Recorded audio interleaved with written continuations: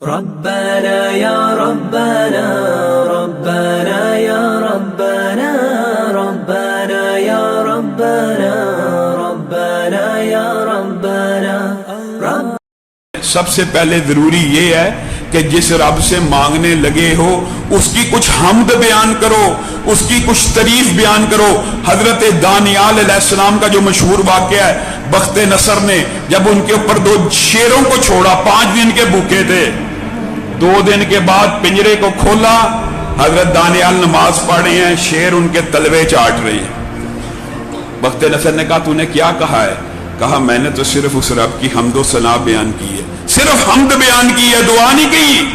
اللہ رب العزت کی تعریف کی جو بہترین چیز ہے وہ سورۃ فاتحہ ہے۔ امام ابن قیم کہتے ہیں میں مکہ کے اندر موجود تھا، میں بیمار ہو گیا، میرے جسم کے اندر درد نکل آئی، میرے پاس اس وقت کوئی طبیب کوئی دوائی نہیں تھی، میں نے فوراً سورۃ فاتحہ پڑھنا شروع کی، درد والی جگہ پہ ہاتھ رکھ کے کچھ عرصے کے بعد درد غائب ہو گئی، اور میری زندگی کے اندر بے شمار ایسے واقعات ہوئے ہیں۔ امام ابن قیم کہتے ہیں میں نے حکامہ کی، آپ کو پتہ نا بہت بڑے خود بھی حکیم تھے، طب نبوی پوری کتاب لکھی، علاج بالغذا کے اولین طباء میں سے شامل ہیں۔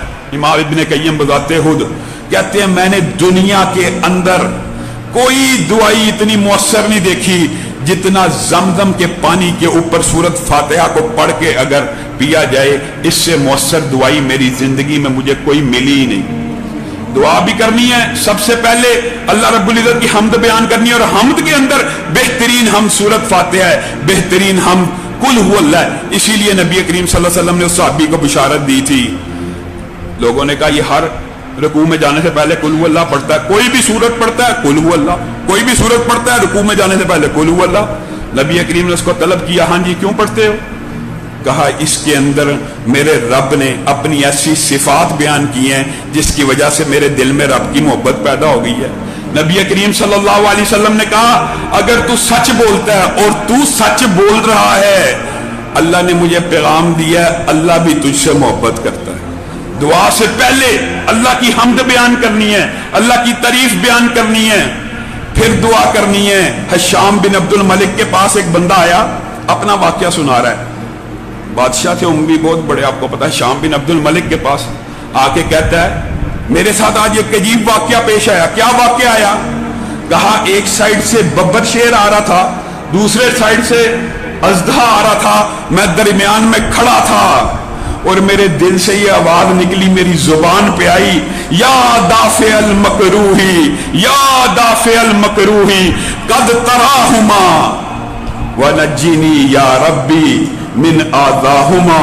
اے اللہ تو دیکھ چکا ہے میں دونوں طرف سے مصیبتوں میں گر چکا ہوں، اور تیرے علاوہ مصیبتوں کو دور کرنے والا دنیا میں ہے ہی کوئی نہیں، اب تیرا کام یہ ہے، میں نے بے بسی اور بے کسی کے اندر تجھے پکار لیا، حامد آیا، اناج کی خوشبو دیکھی، کہا کام پھر نہیں ملا، کہا تیرے مالک نے روٹی کا بندوبست کر دیا ہے، کھا۔ اس بندے نے کہا یہ آٹا آیا کہاں سے ہے؟ چکی کو اٹھا کے دیکھا کہ کتنا گندم کتنی موجود ہے جس سے یہ بندہ چلا رہا ہے۔ نبی کریم صلی اللہ علیہ وسلم نے فرمایا اللہ کی قسم وہ بندہ اگر اس چکی کے پاٹ کو نہ اٹھاتا تو قیامت تک یہ چکی اس عورت کی دعا سے چلتی ہی رہتی اور گندم پیدا کرتی رہتی۔ آپ دعا کو کیا سمجھتے ہیں؟ ہم صوفی نہیں ہیں اور نہ صوفیت کا کھوٹا سکہ چلانا چاہتے ہیں کہ بغیر بیٹھ جاؤ کوئی کام نہ کرو اور اللہ رزق دے گا، نہیں دے گا۔ یہ جو کرامات کے باب ہوتے ہیں ان کے اندر بھی کام پورا کر کے حالات و واقعات دنیاوی اسباب کو پورا کرنے کے بعد کرامات ظاہر ہو سکتی ہیں، اور ہوتی تب ہیں جب انسان جو اس کے ذمہ کام لگا وہ پورا کر لے۔ یہ نہیں صوفیوں پہ تو جناب نمازیں ہی معاف ہیں، 5 نمازیں بس بندوں کو کھانا کھلاؤ، نماز کیا ہے؟ آج کل بیڑا غرق ہو ایسے فلاسفروں کا، ہر چیز کے ساتھ نماز کو، مسجد کو، حج کو، عبادات کو، قربانی کو ریلیٹ کرتے ہیں۔ وہ بچہ باہر بھوکا ہے، مسجد میں نیا کلین ہے، وہ بچہ باہر بھوکا ہے، قربانی ہو رہی ہے۔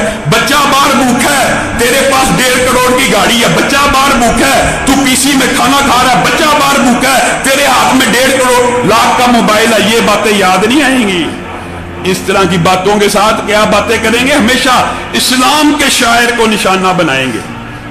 ایک بات. اور دوسری بات میرے بھائیوں، دعا کے اندر آپ نے جس چیز کی احتیاط کرنی ہے، ایک جو آپ کو کہہ دیا حمد، اللہ کی تعریف بیان کر کے، اور تعریف کے اندر بہترین صورت فاتحہ ہے. اور اس کے بعد دوسری چیز نبی کریم صلی اللہ علیہ وسلم نے فرمایا، وہ دعا زمین و آسمان کے مابین معلق رہتی ہے جس کے شروع میں مجھ پہ درود نہیں بھیجا جاتا. نبی کریم صلی اللہ علیہ وسلم کے اوپر درود بھیجو گے تب دعا کی قبولیت کا امکان زیادہ ہوگا. نبی کریم صلی اللہ علیہ وسلم کی ویسے دعائیں دیکھو، اس کی کیا وجہ ہے؟ جو بندہ ایک مرتبہ درود بھیجتا، آپ کے سامنے اس کے فضائل رکھ چکا، اللہ اس کے اوپر 10 بار درود بھیجتا ہے.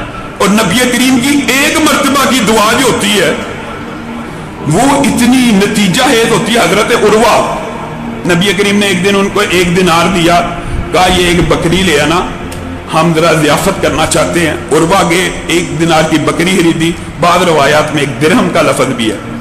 1 دینار کی بکری خریدی، واپس آئے، رستے میں گاہک ملا، بڑی خوبصورت بکری ہے. بس یہ قسمت کے بدلنے کا وقت تھا، میں تجھے 2 دینار دیتا ہوں.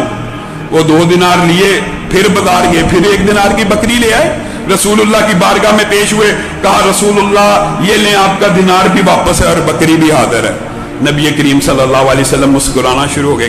کیا واقعہ ہوا؟ عروہ نے سارا واقعہ سنایا. نبی کریم نے کہا اللہ عروہ کے کاروبار میں برکت دے. پھر صحابہ بیان کرتے ہیں یہ وہ عروہ تھے اللہ کی قسم مٹی بھی خرید لیتے تھے. یہ جو محاورہ نہیں بنا ہوا، یہ حدیث کے الفاظ ہیں کہ مٹی بھی خرید لو تو سونا بن جائے.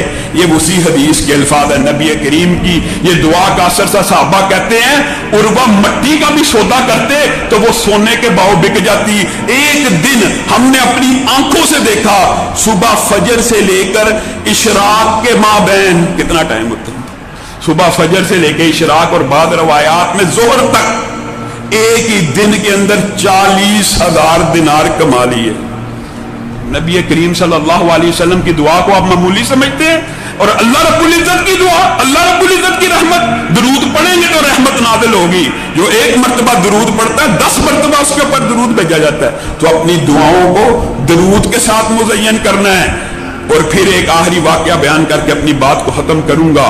مشہور واقعہ ہے، امت کی ایک بیٹی کی بد دعا کی وجہ سے رومیوں کی کیسی سلطنت اجڑی. میں تو ان کو حضرت ہی کہتا ہوں.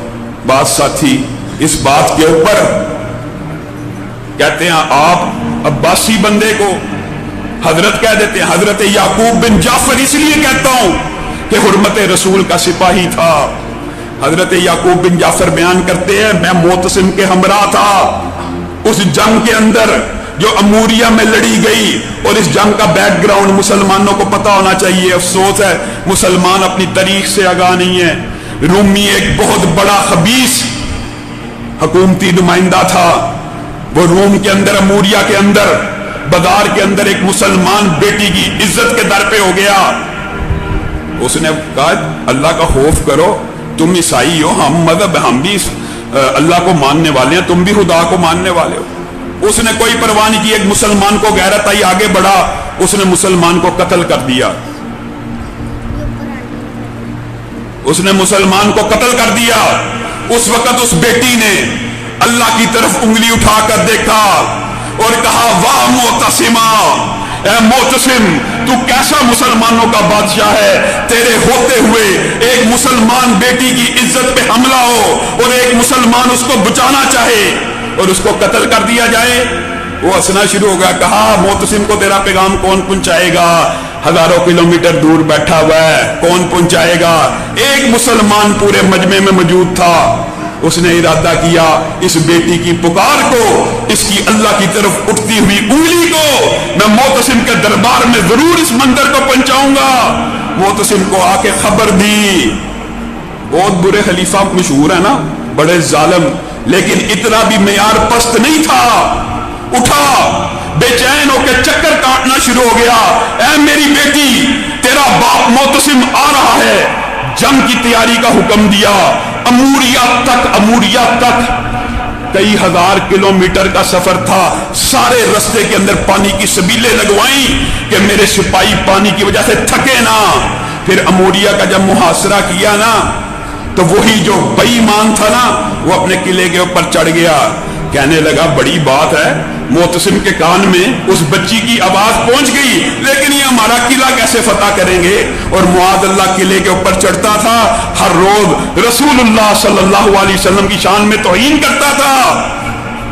यकूब बिन जाफर तड़पते थे इस तौहीन से, पूरा लश्कर गुस्से में आता था, लेकिन किला बहुत बड़ा था, फतह नहीं तो होता।